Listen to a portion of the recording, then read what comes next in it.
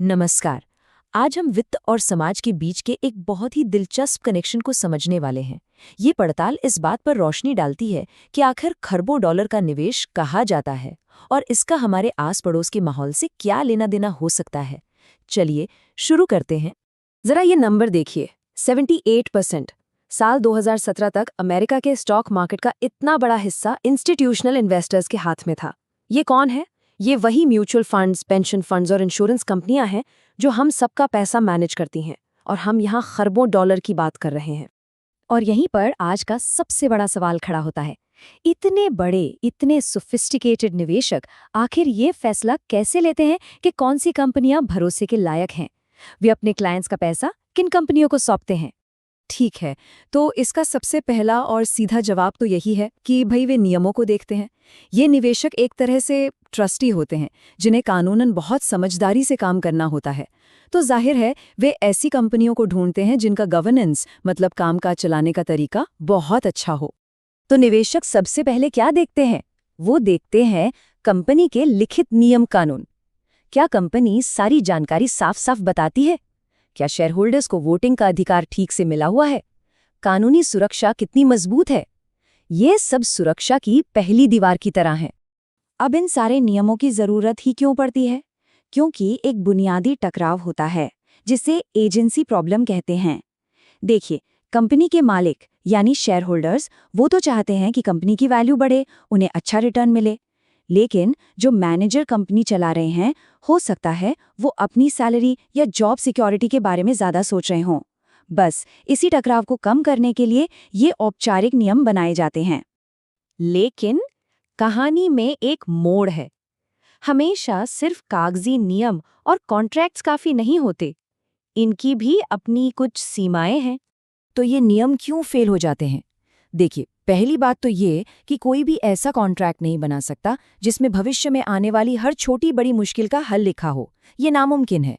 और दूसरी बात, अगर आप मैनेजरों पर बहुत ज्यादा निगरानी रखेंगे तो वो लंबी सोच छोड़कर बस अगली तिमाही के नतीजों पर फोकस करने लगेंगे। तो जब लिखे हुए नियम कानून एक हद पर आकर रुक जाते हैं, तब निवेशकों को किसी ऐसी चीज पर भरोसा करना पड़ता है जो दिखती नहीं, जो कागज पर नहीं लिखी होती।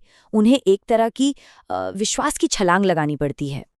और यहीं पर ये रिसर्च एक छुपे हुए हीरो को सामने लाती है, और वो है सामुदायिक विश्वास की ताकत, जिसे एकेडमिक भाषा में सोशल कैपिटल या सामाजिक पूंजी भी कहते हैं। तो ये सामाजिक पूंजी है क्या चीज? इसे ऐसे समझिए कि ये किसी भी समाज के अनलिखे नियम हैं। ये वो आपसी भरोसा, वो साझा मूल्य और रिश्तों का नेटवर्क है जो लोगों को मिलकर काम करने के लिए प्रेरित करता है और सिर्फ अपने फायदे के लिए काम करने से रोकता है। ये इस रिसर्च का सबसे बड़ा और अहम नतीजा है। हुआंग और शांग ने अपनी स्टडी में पाया कि इंस्टीट्यूशनल इन्वेस्टमेंट और सोशल कैपिटल के बीच एक पॉजिटिव लिंक है। मतलब जहां सोशल कैपिटल ज्यादा, वहां इंस्टीट्यूशनल इन्वेस्टमेंट भी ज्यादा। ये एक सीधा लेकिन बहुत गहरा कनेक्शन है। ये स्लाइड इस बात को बिल्कुल साफ साफ दिखाती है। जिन कंपनियों के हेडक्वार्टर्स ज्यादा सोशल कैपिटल वाले इलाकों में हैं, वो ज्यादा इंस्टीट्यूशनल पैसा खींचती हैं, और जिन कंपनियों के हेडक्वार्टर्स कम भरोसे वाले इलाकों में हैं, वहां निवेश कम होता है। एक तरह से बड़े बड़े निवेशक अच्छे पड़ोसियों पर दांव लगा रहे हैं। ठीक है, तो ये कनेक्शन तो है, पर सवाल यह है कि ये विश्वास सबसे ज्यादा जरूरी कब हो जाता है। ये रिसर्च इस पर भी रोशनी डालती है कि आखिर किन हालात में ये अनलिखे नियम सबसे ज्यादा मायने रखते हैं। मान लीजिए कि एक कंपनी है जिसके बारे में ज्यादा जानकारी पब्लिक में नहीं है, वो थोड़ी अपारदर्शी है। ऐसी कंपनियों के मामले में निवेशक उस माहौल पर, उस समाज पर ज्यादा भरोसा करते हैं जहां वो कंपनी काम कर रही है।